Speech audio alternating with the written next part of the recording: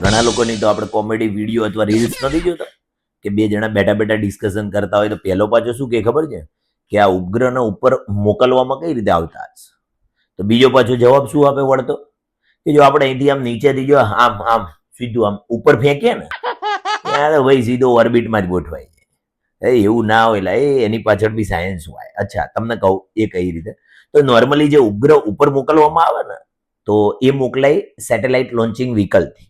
અચ્છા, વ્હીકલ એટલે પાછું ક્રેન નહીં હોય કે વસ્તુને અહીંથી ઉપાડી સીધું ત્યાં મૂકી દીધું, એ નહીં. સેટેલાઇટ લોન્ચિંગ વ્હીકલ કહેવાય. એ પછી તો ગવર્મેન્ટ અપગ્રેડ વર્ઝન લાવી, જો કે ઈસરોની વાત છે કે અપડેટ વર્ઝન લાવી ASLV, જેને કહેવાય ઓગમેન્ટ સેટેલાઇટ લોન્ચિંગ વ્હીકલ.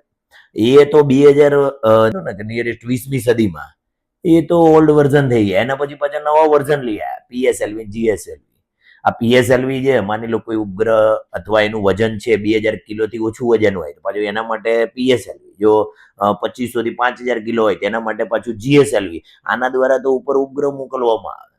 વિચારો, હજી મતલબ આપણા ઘરમાં કેમ પેલું 7 સીટર અને 5 સીટર જેવી ગાડીઓ હોય, એના જેવી વાત કરી નાખી. જો ઓછા લોકો હોય તો એના માટે શું કરવાનું, 5 સીટર ગાડી યુઝ કરવાની. જો એમ લાગે કે વધારે છે તો 7 સીટર ગાડી યુઝ કરવાની. સેમ આ પાછું 2022માં તો નાના નાના ઉપગ્રહને રમતા મૂકવા માટે પાછું SSLV બી બનાવી નાખ્યું, મતલબ સ્મોલ સેટેલાઇટ લોન્ચિંગ વ્હીકલ. તો ઉપગ્રહને ઉપર મોકલવા માટે શેની જરૂર પડે? લોન્ચિંગ વ્હીકલની જરૂર પડે.